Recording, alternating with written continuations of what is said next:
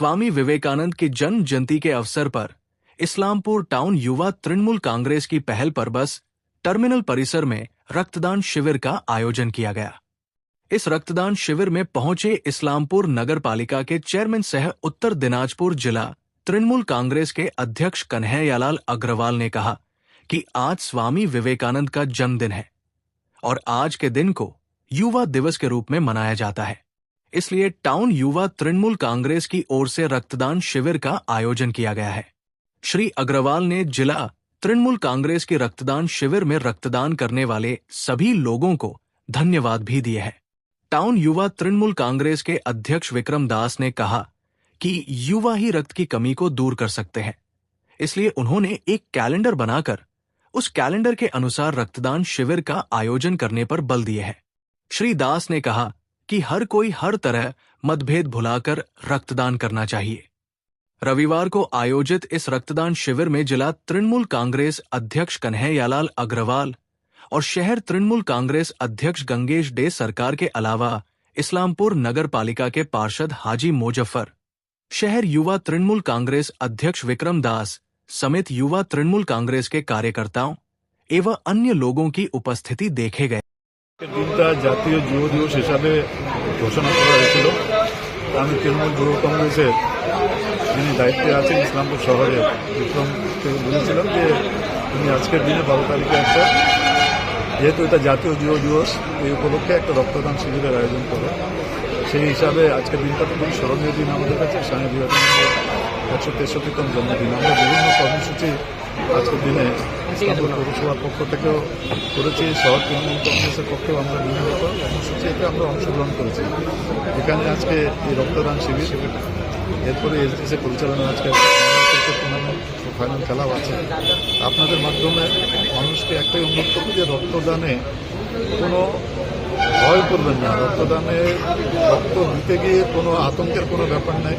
রক্ত যদি দেন তাহলে কিন্তু আপনার শরীরে উপকার হবে। বিজ্ঞান বলেছে যে রক্ত দান করলে পুরানো রক্তটাকে আপনি দিলে তখনই নতুন রক্ত তৈরি হয়।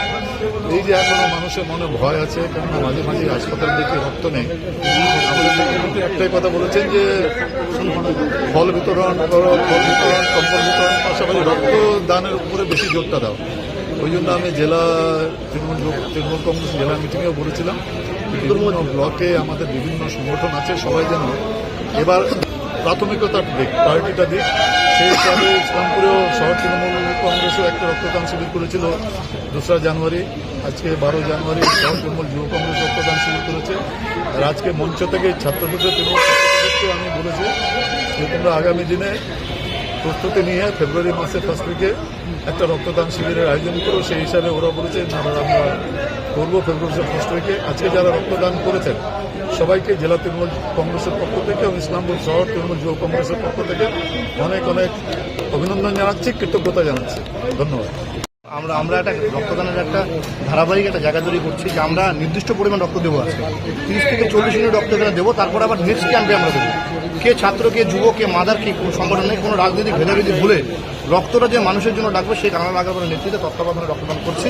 আমরা র্যান্ডামলি ইসলামপুর শহরের মানুষের রক্তের জন্য শহর যুব তৃণমূল কংগ্রেসের প্রতিটা সৈনিক, শুধুমাত্র এখানে নয় প্রতিটা পাড়ায় পাড়ায় আমরা ক্যালেন্ডার তৈরি করে আমরা সবসময় থাকবো যে যুবকরা যে ইসলামপুরে একমাত্র ইসলামপুর শহরে যুবরাই পারে ইসলামপুর শহরে রক্ত সংকট দূর করতে।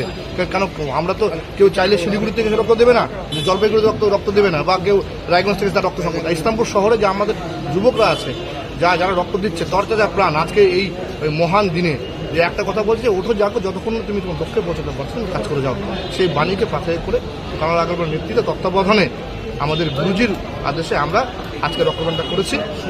আগামীতে ছাত্র রক্তদান আছে এবং র্যান্ডামলি একদম ধারাবাহিকভাবে এবং আমাদের 23 তারিখে আমাদের উত্তর দিনাজপুর জেলা তৃণমূল যুব কংগ্রেসের পক্ষ থেকে আমরা একটা রক্তদান রায়গঞ্জে করছি এবং 23 তারিখে, এবং তার সত্ত্বেও র্যান্ডাম চলবে। আপনারা সঙ্গে থাকুন এবং সাংবাদিক ভাইদেরও ধন্যবাদ যারা এই রক্তদানটা আমরা যারা করছি এবং আপনারা কভারেজ করে যেভাবে মানুষের মধ্যে সচেতনতা বাড়িয়ে দিচ্ছেন তাদের জন্য সকলকে ধন্যবাদ। ছাত্র হোক, যুব হোক, মাদার হোক, আইনজীবী হোক, শিক্ষক সংগঠন সকলকে অনেক অনেক ধন্যবাদ। সবাই একসঙ্গে থাকুন, আমরা রক্তদানটা করি। ধন্যবাদ।